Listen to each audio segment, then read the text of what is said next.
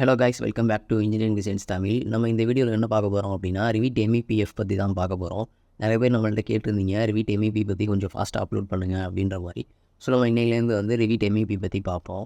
நம்ம சேனல் வந்து ரீசெண்டாக வந்து 2K சப்ஸ்கிரைபர்ஸ் வந்து ரீச் பண்ணியிருக்கோம். உங்கள் சப்போர்ட் எல்லாத்துக்குமே வந்து ரொம்ப தேங்க்ஸ். ஸோ வந்து நம்ம வேல்யூபிளான டயத்தை வந்து ஸ்பெண்ட் பண்ணி உங்களுக்கு சொல்லி கொடுத்துட்ருக்கோம். மறக்காமல் நம்ம சேனலை வந்து சப்ஸ்கிரைப் பண்ணுங்கள், ஷேர் பண்ணுங்கள் உங்கள் ஃப்ரெண்ட்ஸ் கூட. எங்களுக்கு ரொம்ப ஒரு மோட்டிவேஷனாக இருக்கும். இதெல்லாம் உங்களுக்கு யூஸ்ஃபுல்லாக இருக்குது அப்படின்னா வந்து மறக்காமல் கமெண்ட் பண்ணுங்கள், எங்களுக்கு ரொம்ப ஒரு மோட்டிவேஷனாக இருக்கும். ஸோ நம்ம இந்த வீடியோவில் வந்து நம்ம ரிவிட் MEP பற்றி பார்ப்போம்.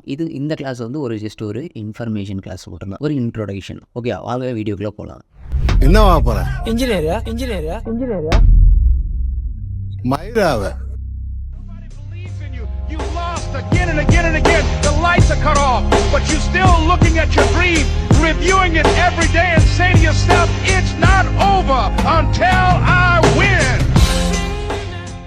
உங்களுக்கு ரிவிட் சாஃப்ட்வேர் வேணும் அப்படின்னா எப்படி இன்ஸ்டால் பண்ணுறது, எப்படி டவுன்லோட் பண்ணுறது அப்படின்ட்டு பார்க்கணும் அப்படின்னா நம்மளோட வெப்சைட்டை போய் செக் பண்ணி பாருங்கள். நான் டிஸ்கிரிப்ஷன் லிங்க் கொடுக்குறேன். நம்ம வந்து இந்த how to download and install இது மாதிரி வீடியோஸ் அப்லோட் பண்ணோம், யூடியூப்பில் அப்லோட் பண்ணோம் அப்படின்னா நமக்கு வந்து கம்யூனிட்டி ஸ்ட்ரைக் வருது. அதனால நமக்கு 1 வீக் 2 வீக்ஸ் அது மாதிரி வந்து பிளாக் பண்ணி வைக்கிறாங்க நம்மளை, வீடியோஸ் அப்லோட் பண்ண முடியாத மாதிரி. ஸோ அதனால் வந்து நான் ரிவிட் எப்படி டவுன்லோட் பண்ணுறது, இன்ஸ்டால் பண்ணுன்றதை வந்து நம்மளோட வெப்சைட்டில் வந்து அப்லோட் பண்ணியிருக்கோம். நீங்கள் வந்து அங்கே செக் பண்ணி பாருங்கள். அங்கேயுமே டேரெக்டாக சாஃப்ட்வேருக்கான லிங்க்லாம் இருக்குது. ஸோ நீங்கள் அங்கேயே டவுன்லோட் பண்ணிக்கலாம். எப்படி இப்போ இன்ஸ்டால் பண்ணுறதுன்றது அங்கேயே நீங்கள் செக் பண்ணிக்கலாம். ஸோ நம்ம இப்போ கிளாஸ்க்குள்ளே போகலாம். ஓகே, இப்போ ரிவிட் MEPF ஓகேவா. ரிவிட் MEPனா என்ன அப்படின்னா mechanical, electrical, plumbing and fire fighting. ஓகேவா. இப்போ வந்து இதெல்லாம் பற்றி கொஞ்சம் டீட்டெயிலாக பார்ப்போம். இப்போ மெக்கானிக்கலில் என்ன வரும் அப்படின்னா HVAC வரும். Heating, ventilation and air conditioning தான் நம்ம வந்து HVAC, அதாவது மெக்கானிக்கலில் வந்து பார்ப்போம். இது என்ன அப்படின்னா ஒரு இடத்துக்கு டக்டு மூலியமாக நம்ம வந்து ஏசி ஏரை வந்து எப்படி கொண்டு போகிறதுன்றது தான் வந்து நம்ம மெக்கானிக்கலில் பார்ப்போம். ஓகேவா. இப்போ வந்து ஒரு சின்ன வீடாக இருக்கட்டும், இல்லை ஒரு பெரிய தேட்டராக இருக்கட்டும், இல்லை மாலாக இருக்கட்டும், அது மாதிரி இடத்துக்குலாம் வந்து நம்மளால் ஸ்ப்ளிட் ஏசி வந்து போட முடியாதுல்ல. அதனால் ஒரு இடத்துலேருந்து காற்றை இன்னொரு இடத்துக்கு நமக்கு எந்தெந்த இடத்துலலாம் தேவைப்படுதோ அந்தந்த இடத்துக்குலாம் வந்து நம்ம டக்டு மூலியமாக கொண்டு போகிறது.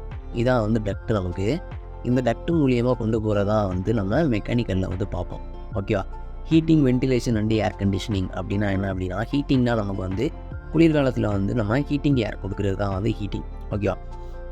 அதே மாதிரி வென்டிலேஷன்னா என்ன அப்படின்னா, வென்டிலேஷன்னா இப்போ ஒரு தேட்டர் எடுத்துக்குவோம்.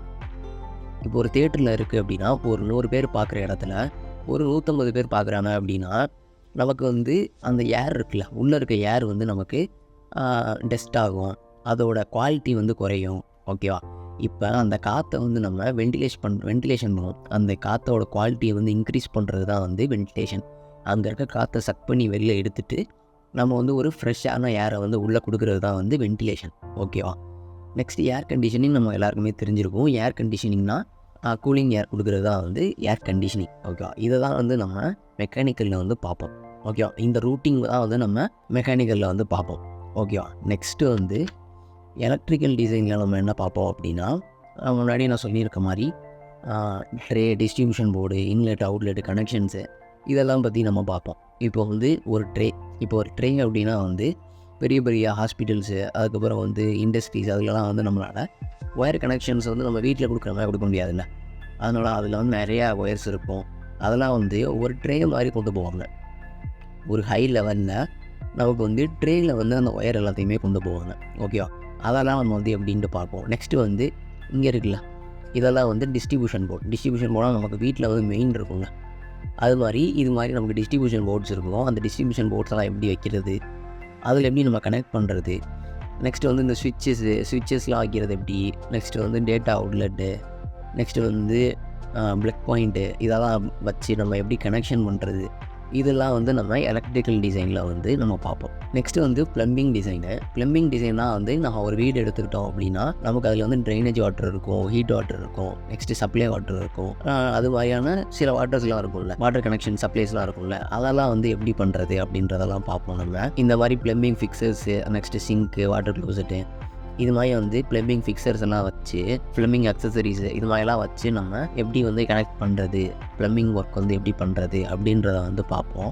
இதான் வந்து நான் MEPன்னு சொல்லலை. இப்போ நான் சொல்கிறது தான் வந்து MEP இதான் அப்படின்றது கிடையாது. எனக்கு தெரிஞ்சதை நான் உங்கள்கிட்ட ஷேர் பண்ணுறேன். ஓகேவா. நெக்ஸ்ட்டு வந்து ஃபயர் ஃபைட்டிங். நம்ம வந்து லாஸ்ட் டாப்பிக்காக தான் ஃபயர் ஃபைட்டிங் பார்ப்போம்.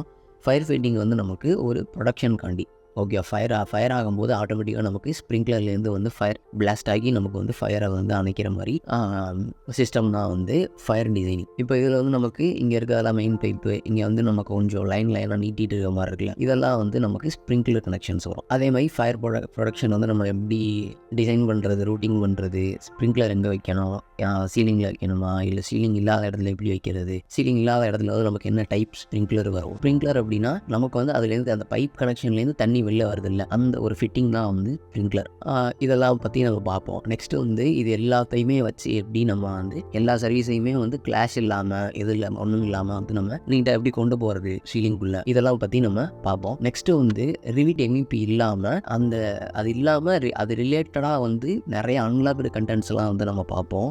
அது இல்லாமல் நமக்கு ப்ராஜெக்ட் எப்படி பண்ணுறாங்க இதெல்லாம் பற்றி நம்ம அந்த மோர் அன்லாக்டு அபவுட் ரிவிட்டில் பற்றி நம்ம பார்ப்போம். ஓகே, இதான் வந்து ஒரு ஷார்ட்டான ரிவிட் இன்ட்ரோடக்ஷன். உங்களுக்கு பிடிச்சிருந்துச்சுன்னா மறக்காமல் லைக் பண்ணுங்கள், உங்கள் ஃப்ரெண்ட்ஸ் கூட ஷேர் பண்ணுங்கள். ஏன்னா அடுத்து வரக்கூட வீடியோஸ்லாம் வந்து மிஸ் பண்ணாமல் பாருங்கள். ரொம்ப யூஸ்ஃபுல்லாக இருக்கும். ரொம்ப டீட்டெயிலாக வந்து நாங்கள் நடத்தலாம்னு இருக்கோம். ப்ராஜெக்ட் எக்ஸ்பீரியன்ஸோடு நாங்கள் நடத்தலாம்னு இருக்கோம். ரொம்ப டீட்டெயிலாக இருக்கும். உங்கள் ஃப்ரெண்ட்ஸ் கூட ஷேர் பண்ணுங்கள், மிஸ் பண்ணிடாதீங்க. ஸோ அந்த வீடியோ பிடிச்சிருந்துச்சுன்னா மறக்காமல் சப்ஸ்கிரைப் பண்ணுங்கள். நெக்ஸ்ட் வீடியோவில் பார்ப்போம். பாய்.